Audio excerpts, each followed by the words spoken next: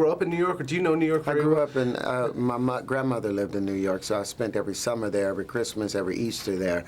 I went to college in New York, so I mean, New York is my home at the same time. Because I live there, and when I was watching this, I was like, this is so interesting. This is like the subculture that I have no clue about, but maybe it exists. Can you imagine? You've looked through the grates underneath, walking down 42nd Street, and looked down and wondered where those went to. You've been in the bottom of the subway and looked up and saw other little regions and areas. Well, this is basically what it is. It's the camera, Dito, takes you on a trip inside the grates of New York City and shows you each and every borough and that struggle that everyone is trying to get to a happy place. It's fascinating to watch. And so when they were shooting in certain areas, were you even kind of surprised at the places that you were Oh, kind Koreatown, that's what got me the most, because, even though they didn't show it in the movie, we walked into that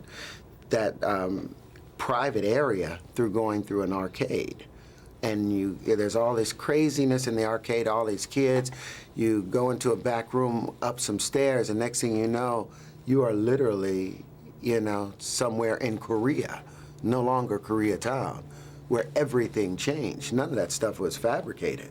Those were real places, in New York City. So I was fascinated by that. To work on a film, because the cast is an amazing, surprisingly amazing, and so, you would not normally associate, an actor like yourself or other, to be in a film like this. So I'm just wondering, what is it that kind of drew you? You've got to challenge yourself.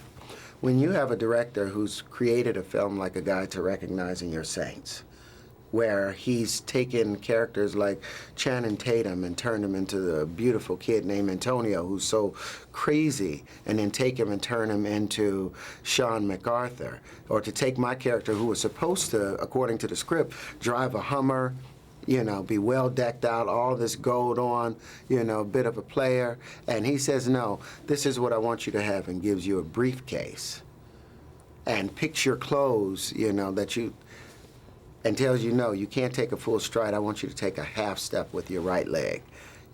Kick that foot out a little bit. And now, that voice you have, I want to hear a 65-year-old Jewish woman.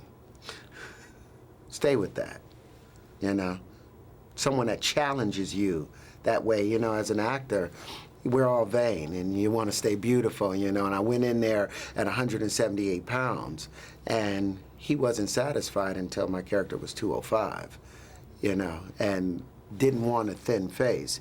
He wanted the wear of years to show themselves. So to surrender yourself and give up, the genetic coincidence of symmetry, you have to trust someone.